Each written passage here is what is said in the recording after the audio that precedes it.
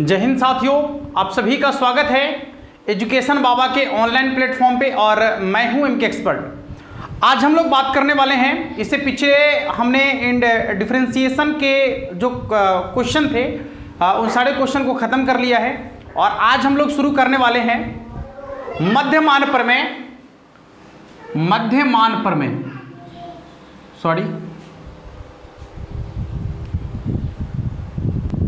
देखिए, आज हम लोग शुरू करेंगे मध्यमान प्रमेय।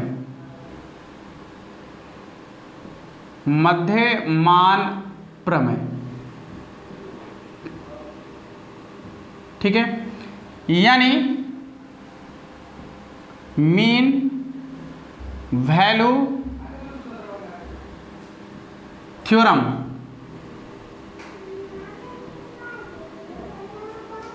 तो आज हम लोग देखने वाले हैं मध्यमान प्रमेय यानी मीन वैल्यू थ्योरम।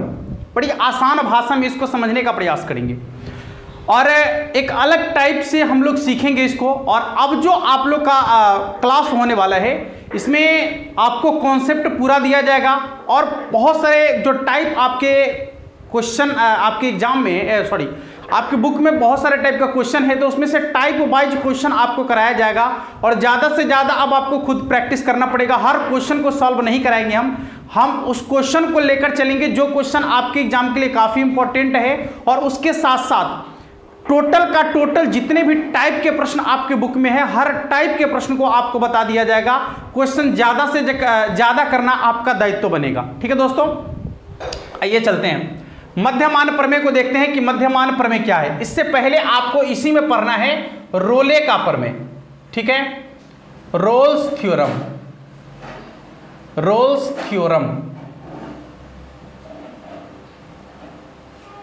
थ्योरम यानी रोले का प्रमेय। आइए समझते हैं कि रोले का प्रमेय क्या है। सबसे पहली चीज की प्रमेय क्या है, तो आप जानते हैं कि प्रमेय और प्रमेयिका, प्रमेय और दूसरा होता है आपका प्रमेयिका। यह जानकारी आपको क्लास 9 या 10 तक आसानी से मिल जाती है कि प्रमेय क्या है। प्रमेय अर्थात थ्योरम, यानी एक प्रकार का कथन होता है। यह प्रमेयिका, पहले प्रमेयिका की बात कर लेते हैं। प्रमेयिका जो होता है एक प्रकार का कथन होता है जो पहले से सिद्ध होता है, जिससे सिद्ध करने की जरूरत नहीं होती है, वो पहले से सिद्ध होता है, उसे हम लोग प्रमेयिका कहते हैं। और प्रमेय वो ऐसा कथन जिसे हमें सिद्ध करने की जरूरत होती है, जिसे हम सिद्ध करते हैं, वो आपका प्रमेय कहलाता है। जैसे, और हर प्रमेय को सिद्ध करने के लिए प्रमेयिका की सहायता लेनी होती है। तो आप ये भी कह सकते हैं कि जितने भी प्रकार के प्रमेय हैं, जितने भी प्रकार के थ्योरम्स हैं, सभी थ्योरम को सिद्ध करने के लिए हमें प्रमेयिका की जरूरत होती है। तो आपको आसानी से समझ में आ गया होगा प्रमेय और प्रमेयिका। जो पहले से सिद्ध है, प्रमेयिका को स्वयं सिद्धि भी कहा जाता है। जो पहले से सिद्ध है वो प्रमेयिका है और जिसे हम लोग सिद्ध करते हैं वो क्या है, प्रमेय है। तो इसी कड़ी में हम लोग देखते हैं कि ये रोले का प्रमेय क्या है। रोले जो है एक गणितज्ञ हैं जिनका कुछ कथन है और वो कुछ विशेष प्रकार का कथन दे रहे हैं। कथन क्या है, समझने का प्रयास कीजिएगा कि कोई भी फंक्शन f(x) किसी बंद अंतराल a b जहां a b belongs to all real number. फिर से समझिएगा, कोई भी फंक्शन f(x) किसी बंद अंतराल a b और जहां a b जो है belongs to all real number, यानी ए बी जो है रियल नंबर का सदस्य है। तो यह ए बी जो है रियल नंबर का सदस्य है यदि इस अंतराल पर संतत है। क्या है, संतत है। अब संतत क्या है, इसकी जानकारी हम आपको पहले दे दिए हैं कि संतत क्या है, कंटिन्यू क्या है। ठीक है, थोड़ा सा बात इसमें भी करेंगे कि संतत क्या है। पहली चीज आपको समझना है कि कोई भी फंक्शन f(x) किसी बंद अंतराल ए बी पर जहां ए बी जो है सभी ए बी रियल नंबर का सदस्य है, यानी ए और बी के जगह पर कोई भी वास्तविक संख्या हो सकता है। यदि इस अंतराल पर यह संतत है यानी कंटिन्यू है, यानी उसका ग्राफ उस बिंदु पर यदि लगातार है, उसके ग्राफ में कहीं कोई टूट नहीं है, तो आप कह सकते हैं कि यह फंक्शन f(x) जो है अंतराल ए बी पर क्या है, संतत है। चलिए, ये पहला कथन है उनका। अब दूसरा कंडीशन आपका कहता है कि वही फंक्शन खुले अंतराल ए बी पर, जहां ए बी बिलोंग्स टू जो है आर, अवकलनीय होना चाहिए, अवकलनीय होना चाहिए। ठीक है, सबसे पहले दिया गया फंक्शन जो होगा वो फंक्शन बंद अंतराल पर, बंद अंतराल और खुले अंतराल के बारे में जानकारी आपको पहले से दी गई है। बंद अंतराल का मतलब है कि इसमें ए और बी दोनों शामिल है, ठीक है, और उसके बीच का सभी, ए और बी दोनों शामिल है, उसके बीच का सभी। और यहाँ पर ओपन इंटरवल का मतलब है, यानी खुले अंतराल का मतलब है कि इसमें ए और बी शामिल नहीं है, उसके बीच का सब शामिल है। ठीक है, जैसे 1 से लेकर 2 तक, 1 से लेकर 3 तक, तो उसमें 1, 2, 3 इसके बीच का सब शामिल है। फिर कहेंगे 1 और 3 के बीच, तो सिर्फ और सिर्फ उसके बीच वाला आएगा, जैसे 2। ठीक है, तो यहाँ ओपन इंटरवल और क्लोज इंटरवल का भी इतना ही मतलब होता है कि जैसे ए से बी तक, यानी उसमें ए भी शामिल है और बी भी शामिल है। ए और बी के बीच, यानी ए और बी के बीच में जितनी भी संख्या होगा वो इसमें शामिल होगा सिर्फ। ठीक है, चलिए तो अब हम बात कर लेते हैं, ध्यान से देखिएगा। तीसरा कंडीशन इसका कहता है, तीसरा कंडीशन कि एफ ए बराबर एफ बी, एफ ए बराबर एफ बी। यदि कोई फंक्शन इस तीनों टर्म्स को फुलफिल करेगा, ये तीनों कंडीशन को फुलफिल करेगा, तो वह जो है रोले के प्रमेय को फुलफिल करेगा। यानी रोले साहब का जो कथन है उसके अनुसार यदि कोई फंक्शन एफ एक्स बंद अंतराल ए बी पर संतत है, खुले अंतराल ए बी पर अवकलनीय है और एफ ए बराबर एफ बी भी है, तो वह रोले के प्रमेय को सत्यापित करता है। और कहते हैं कि यदि ये तीनों टर्म्स उसमें आता है तो ए और बी के बीच कुछ पॉइंट ऐसे होंगे, कुछ बिंदु ऐसे होंगे जिस बिंदु पर इसके डिफरेंशिएशन का मान 0 के बराबर होगा। ठीक है, तो लिखेंगे रोले के प्रमेयानुसार, रोले के प्रमेयानुसार एफ डैश सी बराबर क्या होगा 0। यानी इस पर एक बिंदु ऐसा होगा जहां पर इसके डिफरेंशिएशन का मान 0 के बराबर होगा। अब इतनी चीजें आपके सामने लिखी हुई है और यहां से आपको जब क्लियर नहीं होता है तो एक और कॉन्सेप्ट हम आपके लिए लेकर आए हैं जहां से आपका बिल्कुल सब कुछ क्लियर हो जाएगा। जैसे समझिएगा, इसको आरेख के द्वारा हम लोग कैसे समझेंगे, ध्यान से देखिएगा। जब बात आती है कि एफ ए और एफ बी आपस में बराबर है, सबसे पहली चीज कि कोई फंक्शन एफ एक्स अंतराल ए से बी पर संतत होना चाहिए। यानी मान लेते हैं कि यहाँ ए से बी पर ऐसा करके एक हम ग्राफ ड्रॉ कर लेते हैं। यहाँ पर ए है और यहाँ पर बी है। ठीक है, ये आपका ए है और ये वाला पॉइंट क्या है, बी है। तो जब हम इस ग्राफ को ड्रॉ किए तो पता चला कि ए पर हमने पेन को डाला, ये मार्कर को डाला और ऐसे करके मूव करते हुए बी पर आ गए। इसका मतलब है कि ए से बी तक ग्राफ में कहीं पर भी कोई टूट नहीं है, कहीं पर भी उसको तोड़ा नहीं गया है, कहीं पर हमारा कलम उठा नहीं। इसका मतलब है कि ए से बी तक जो है ये ग्राफ आपका क्या है, संतत है। तो जब ये ग्राफ संतत है तो ग्राफ बना किसका है, तो फंक्शन का ग्राफ बना है। यानी एफ एक्स का ये ग्राफ है, y बराबर एफ एक्स है फंक्शन, इसका ग्राफ है। तो कह सकते हैं कि यह जो आपका फंक्शन है एफ एक्स अंतराल ए से बी तक, अंतराल ए से बी तक संतत है। यानी ए से बी तक जाने में कहीं पर भी एक बार पेन उठाने की जरूरत नहीं पड़ी, इसलिए ए से बी तक ये क्या है, संतत है। दूसरी चीज कि फंक्शन खुले अंतराल ए से बी पर अवकलनीय होना चाहिए। अब बात आती है कि अवकलनीय क्या है। ठीक है, अवकलनीय क्या है? अवकलनीय का मतलब होता है कि ये जो आपको अंतराल दिख रहा है ए से बी अंतराल, इस ए से बी अंतराल के बीच में जितने भी पॉइंट्स आएंगे, जितने भी बिंदु आएंगे, यदि आप उन बिंदु पर टेंजेंट ड्रॉ कर लेते हैं, स्पर्श रेखा खींच लेते हैं, tan थीटा बना लेते हैं, m का मान निकाल लेते हैं, ढाल प्राप्त कर लेते हैं, समझ में आ रहा है, प्रवणता ज्ञात कर लेते हैं, दैट मीन्स सभी पॉइंट पर वो क्या है, अवकलनीय है। जो अवकलनीय की बात करते हैं तो सबसे पहले आपको ढाल की बात करना होगा, उससे भी आपको प्रवणता की बात करना होगा, स्पर्श रेखा की बात करना होगा, टेंजेंट की बात करना होगा। तो अब यहां देखिए कि इस ए पॉइंट पर यहां पर, हाँ, और दूसरी चीज अवकलनीय मतलब क्या, परिवर्तन, उसमें समझ में आ रहा है परिवर्तन।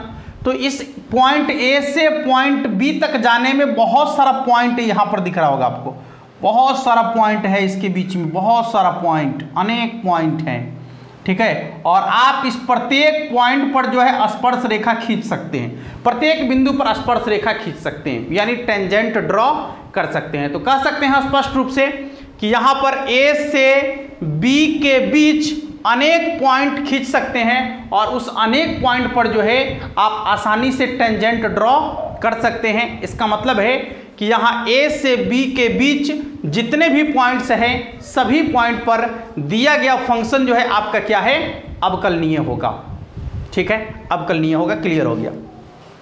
तीसरी बात की एफ ए बराबर एफ बी होना चाहिए। देखिए जब आप x का मान a रखेंगे तो यहां पर क्या आएगा, एफ ए, ठीक है। और जब f का मान b रखेंगे x के जगह पर, यदि एफ एक्स है ना तो x के जगह पर a रखिए तो एफ ए, और फिर x के जगह पर b रखिएगा तो एफ बी, और दोनों के दोनों आपस में बराबर है। देखिए ना एक के लाइन में है ना बराबर होगा।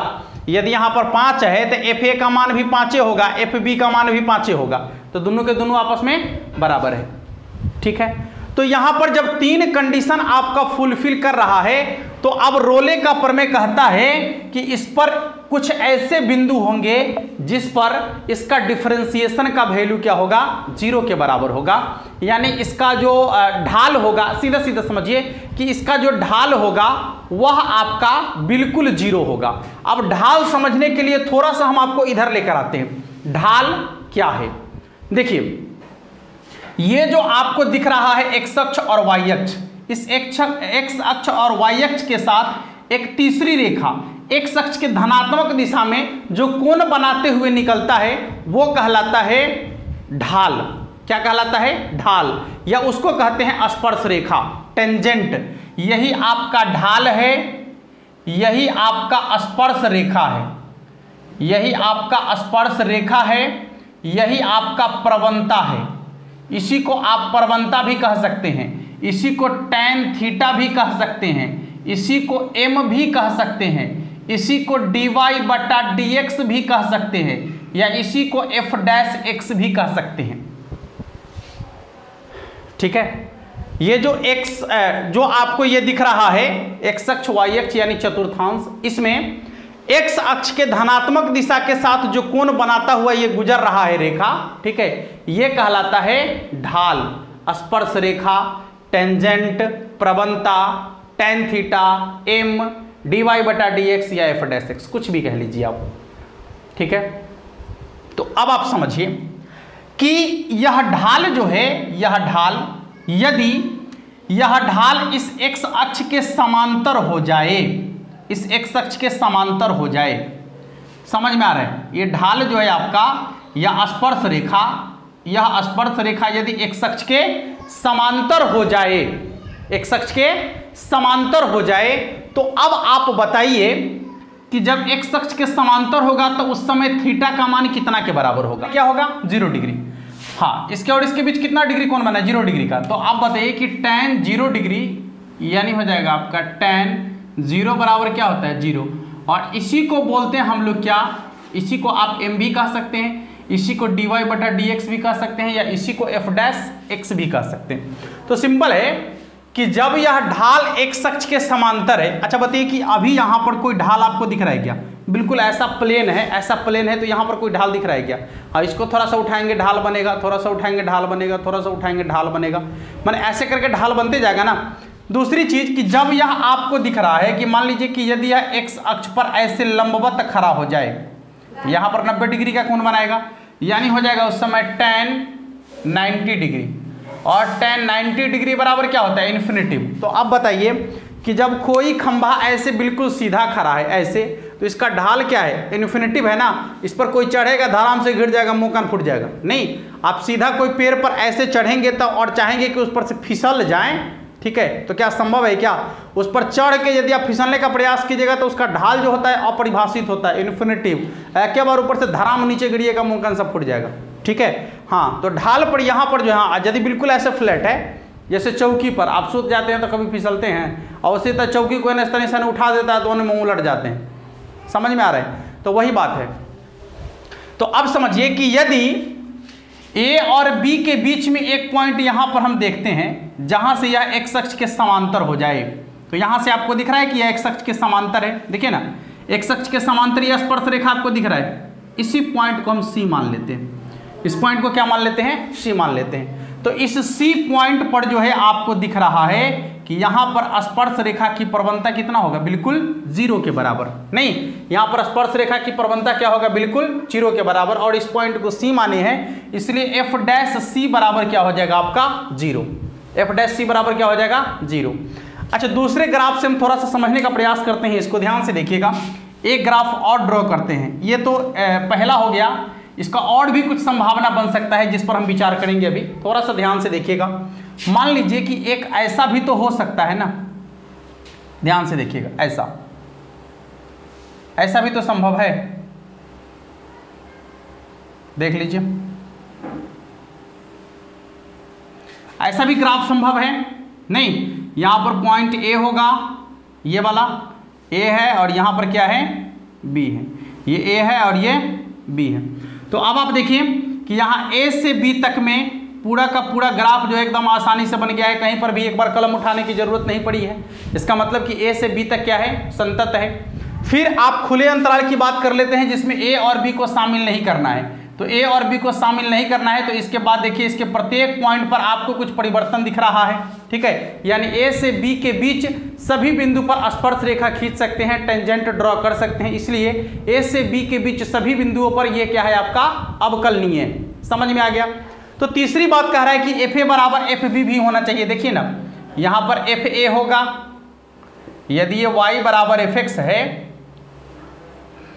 y बराबर यदि फंक्शन एफ एक्स है, तो x के जगह पर यदि a रखेंगे तो एफ ए, और फिर b रखेंगे तो एफ बी, तो दोनों तो एक के लाइन में आ गया, यानी दोनों के दोनों आपस में क्या है, बराबर है। तो एफ ए बराबर एफ बी भी है। तो कह रहा है कि कुछ पॉइंट यहाँ पर ऐसा होगा जिस पर इसका डिफरेंशिएशन का मान कितना के बराबर होगा, 0 के बराबर। और डिफरेंशिएशन का मान 0 के बराबर कब होगा, जब आपका स्पर्श रेखा एक्स अक्ष के समांतर होगा। देख लीजिए, तो यहाँ पर एक पॉइंट आपको दिख रहा है, इस पॉइंट पर स्पर्श रेखा का मान बिल्कुल जो है एक्स अक्ष के समांतर है, यानी इस पॉइंट पर जो है इसका डिफरेंशिएशन कितना के बराबर हो जाएगा, 0 के बराबर, यानी एफ डैश सी का मान कितना हो जाएगा, 0 के बराबर। तो दूसरा ग्राफ भी आपको आसानी से समझ में आ गया। एक और देखते हैं, मान लीजिएगा कि यदि इस तरीके का आरेख हो आपका, ऐसा, यहां पर पॉइंट ए है और यहां पर पॉइंट बी है। तो अभी आप बताइए कि पॉइंट ए से पॉइंट बी तक जाने में कभी हमने एक बार कलम उठाया, बिल्कुल नहीं उठाया। जब भी आपका y बराबर एफ एक्स कोई फंक्शन है, y बराबर एफ एक्स कोई फंक्शन है, तो बताइए कि पॉइंट ए से पॉइंट बी तक जाने में एक बार भी हमने कलम को उठाया, तो आप कहेंगे नहीं, बिल्कुल नहीं उठाया। तो आप भी ये भी कह सकते हैं कि ए से बी तक जाने में जब कलम नहीं उठाए, इसका मतलब ग्राफ कंटिन्यू है, संतत है। तो फंक्शन ए से बी तक क्या है, संतत है। ए से बी के प्रत्येक बिंदु पर आप टेंजेंट ड्रॉ कर सकते हैं। इसका मतलब है कि ए से बी के बीच प्रत्येक बिंदु पर दिया गया फंक्शन आपका अवकलनीय भी है। तीसरी चीज कि एफ ए बराबर एफ बी भी है। यहाँ देखिए, यहाँ एफ ए का मान है, फिर यहाँ एफ बी का मान है, दोनों एक के लाइन में है, यानी एफ ए बराबर एफ बी भी है।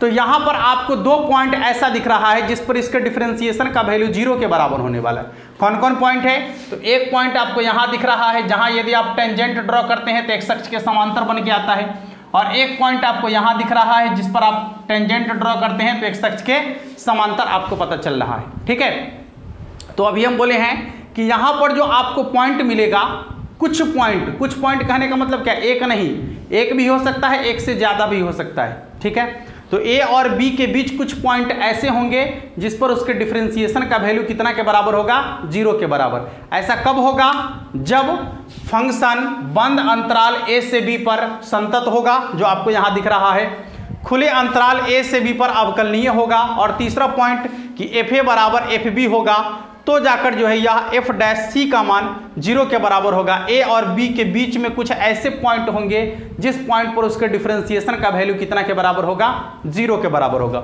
और वो चीज आपको स्पष्ट हो रहा होगा यहाँ ग्राफ से। तो जल्दी से इसको नोट कर लीजिएगा। इसके बाद इसका दूसरा जो है, अब हम इसको देखने वाले हैं कि मध्यमान प्रमेय क्या है, यानी मीन वैल्यू थ्योरम क्या है। जल्दी से नोट कर लीजिए। बढ़ते हैं इसके अगले पॉइंट की तरफ और इसके दूसरे थ्योरम को समझने का प्रयास करते हैं।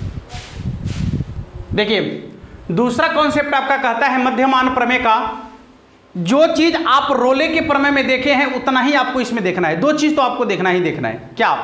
कोई भी फंक्शन बंद अंतराल a से b पर संतत होना चाहिए, जो आपको ग्राफ के माध्यम से समझा दिए अच्छा से। दूसरा, वही फंक्शन खुले अंतराल a से b पर क्या होना चाहिए, अवकलनीय होना चाहिए, डिफरेंशिएबल होना चाहिए, यानी परिवर्तनशील होना चाहिए। तीसरी चीज कि fa बराबर fb होगा। यदि fa बराबर fb होगा तो वहां पर आपका रोले का प्रमेय लागू हो जाएगा। दूसरी चीज कि यदि fa बराबर fb नहीं होगा, यदि fa बराबर fb नहीं होगा तो इस कंडीशन में मध्यमान प्रमेय लागू होगा। क्या लागू होगा? मध्यमान प्रमेय लागू होगा। आपको देखिए, सब कुछ पहले वाला है, एक चीज परिवर्तन हो रहा है। ये आपको इससे पहले वाले में भी दिखा है कि कोई भी फंक्शन बंद अंतराल ए बी पर संतत होना चाहिए, खुले अंतराल ए से बी पर अवकलनीय होना चाहिए, और एफ ए बराबर एफ बी होना चाहिए, तब जाकर रोले का प्रमेय। यदि एफ ए और एफ बी आपस में बराबर नहीं होगा तो उस कंडीशन में क्या लागू होगा, तो उस कंडीशन में लागू होगा मध्यमान प्रमेय। क्या लागू होगा? मध्यमान प्रमेय। तो लिखेंगे मध्यमान प्रमेय, प्रमेयानुसार, मध्यमान प्रमेयानुसार क्या कुछ पॉइंट ऐसा होगा, कुछ पॉइंट सी ऐसे मिलेंगे जिस पर, ध्यान से देखिएगा, जिस पर सी जो है, जिस पर इसके डिफरेंशिएशन का वैल्यू क्या होगा, तो F B minus F A और बटा में बी माइनस ए के बराबर होगा। F B minus F A और बटा में बी माइनस ए के बराबर होगा। और ये सी जो पॉइंट है वो ए और बी के बीच में होना चाहिए, यानी सी का जो मान होगा वह ए से बड़ा हो सकता है, ए से बड़ा होगा और बी से क्या होगा, छोटा होगा, यानी ए और बी के बीच में होगा। यहां लिख सकते हैं सी बिलोंग्स टू, ए से बड़ा सी का मान और बी से छोटा क्या होगा, सी का मान होगा। तो अब आइए इसको ग्राफ के माध्यम से समझते हैं। ग्राफ में इसको कैसे समझेंगे, थोड़ा सा ध्यान दीजिएगा। आपको सब कुछ वही करना है, ए से बी पर संतत होना चाहिए, यानी उसके ग्राफ में कहीं पर भी टूट नहीं पड़नी चाहिए। दूसरा, फंक्शन ए से बी अवकलनीय होना चाहिए, यानी उसके प्रत्येक बिंदु पर आप टेंजेंट ड्रॉ कर सकते हैं, यानी कर लेंगे। ठीक है, तो उसके लिए हम एक ग्राफ ड्रॉ करते हैं। आप लोग थोड़ा सा ध्यान दीजिएगा, आपको बेहतरीन तरीके से समझ में आ जाएगा। जैसे मान लीजिए कि ऐसा कोई ग्राफ है, ऐसा कोई ग्राफ आपका है, ठीक है, देखिएगा ऐसा कोई ग्राफ है। यहां पर आपका ये देखिए पॉइंट ए है और यहां पर आपका पॉइंट बी है, दिख रहा होगा आपको, ये पॉइंट ए और ये पॉइंट बी है। तो फिर यहां यदि आप इसको मान लेते हैं कि ये y बराबर एफ एक्स है, ये y बराबर एफ एक्स है, तो x के जगह पर जैसे ही आप a रखिएगा तो ई वाला जो पॉइंट है इसका मान क्या हो जाएगा, एफ ए के बराबर नहीं, और जब आप x के जगह पर b रखिएगा तो यहाँ पर एफ बी हो जाएगा, नहीं, यहाँ देखिए ना एफ बी इसी के सामने ना आएगा, यहाँ एफ बी, तो ये आपका एफ बी हो जाएगा। अब कंडीशन समझ लीजिए कि यह जो आपका आरेख दिखा रहा है कि बिंदु ए से बिंदु बी तक यह ग्राफ बिल्कुल कंटिन्यू है, कहीं पर भी इसमें टूट नहीं है।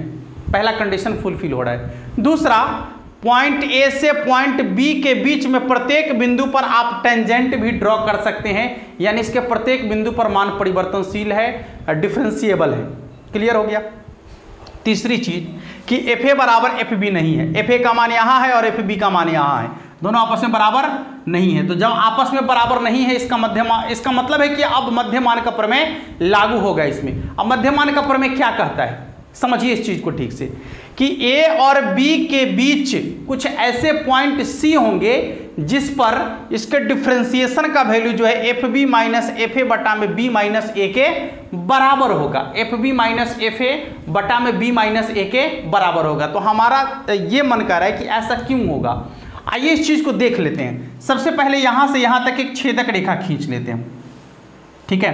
तो अभी आप बताइए कि इस पॉइंट का यदि आपसे हम नियामक पूछे तो क्या होगा। सिंपल है कि x का मान पहले लिखते हैं और y का मान बाद में लिखते हैं। तो x बराबर आपका हो जाएगा a और y बराबर क्या हो जाएगा, तो एफ ए। देखिए ना, y बराबर x की जगह पर a रखेंगे तो y बराबर क्या होगा, एफ ए। अच्छा, इस पॉइंट का यदि आपसे पूछे कि नियामक क्या होगा, तो x का मान पहले लिखते हैं तो b और y का मान तो क्या हो जाएगा, एफ बी, यही होगा, ठीक है। तो अब दो बिंदु आपके पास है और यदि आपके पास दो बिंदु दिया गया हो और कहे कि उस दो बिंदुओं से होकर जाने वाली रेखा की प्रवणता ज्ञात करे, यानी उसका ढाल ज्ञात करे, उसका टेंजेंट ज्ञात करे, tan थीटा का मान निकाले या dy बटा dx निकाले, कितना के बराबर होगा। तो dy बटा dx कहिए या फिर f डैश x कहिए, तो क्या हो जाएगा, f डैश x बराबर फॉर्मूला है y2 माइनस y1 बटा में x2 माइनस x1, जो आप लोग क्लास 11th में बहुत ही बेहतरीन तरीके से पढ़ लिए थे। y2 माइनस y1 बटा में x2 माइनस x1, देख लीजिए, ये है आपका x1 y1 और ये होता है आपका x2 y2। तो फार्मूला है, जैसे ही यहाँ पर लागू करेंगे तो क्या आएगा, F B minus F A और बटा में b माइनस ए, क्या लागू होगा, b माइनस ए। तो यहाँ पर देखिए कि f डैश x का जो वैल्यू है, ठीक है, f डैश x का वैल्यू जो है वह आपका क्या निकल के आ रहा है, तो निकल के आ रहा है F B minus F A बटा में b माइनस ए। लेकिन आपको एक बात याद रखना है कि जैसे ये जो आपका छेदक रेखा है या कह दीजिए कि ये जो स्पर्श रेखा है, यदि इसके समांतर एक और स्पर्श रेखा खींचा जाए, समांतर एक और स्पर्श रेखा यदि खींचा जाए, यहां से मान लीजिए ऐसे करके इसके समांतर पॉइंट यहां पर इसको C मान लेते हैं, तो दोनों का ढाल जो है बिल्कुल क्या होगा, सेम होगा।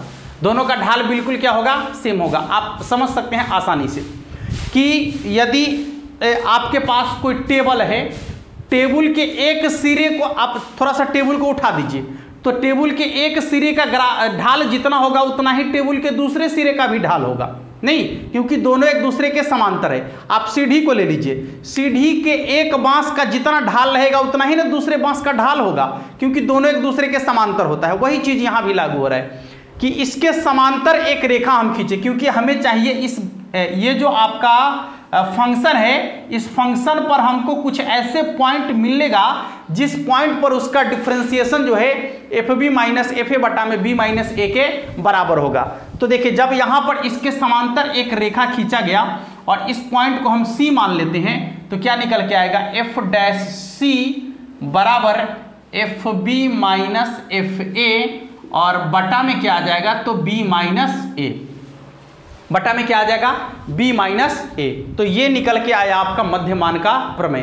तो दोनों को आप आसानी से क्लियर कर सकते हैं अभी कि रोले का प्रमेय कब लागू होगा और मध्यमान का प्रमेय कब लागू होगा। रोले के प्रमेय के लिए आपको कोई भी फंक्शन लेना है, किसी भी फंक्शन को लेना है, और वो फंक्शन ध्यान से समझ लीजिएगा, वो फंक्शन दिए गए अंतराल पर आपका संतत होना चाहिए। दूसरी बात, उसके खुले अंतराल पर अवकलनीय होना चाहिए। और तीसरी बात कि एफ ए और एफ बी का मान आपका क्या होना चाहिए, सेम टू सेम होना चाहिए। तो उस कंडीशन में रोले का प्रमेय लागू होगा। तब रोले का प्रमेय क्या कहता है कि इसका डिफरेंशिएशन यानी ए और बी के बीच में कुछ ऐसे बिंदु होंगे जिस बिंदु पर इसके डिफरेंशिएशन का मान कितना के बराबर होगा, 0 के बराबर होगा। क्लियर हो गया। अब अच्छा, मध्यमान प्रमेय क्या कहता है, दो बातें सेम टू सेम, कि कोई फंक्शन ऐसा होगा जिसमें वह अपने बंद अंतराल ए बी पर जो है आपका क्या होगा, संतत होगा, खुले अंतराल ए बी पर अवकलनीय होगा। और तीसरी चीज की एफ ए बराबर नहीं होगा एफ बी, यानी एफ ए और एफ बी का मान आपस में बराबर नहीं होगा। तो मध्यमान के प्रमेय अनुसार कुछ पॉइंट सी ऐसे होंगे जिस पर उसका डिफरेंशिएशन जो है F B minus F A बटा में बी माइनस ए के बराबर होगा। क्यों होगा, यहां से आपको बिल्कुल स्पष्ट हो गया होगा।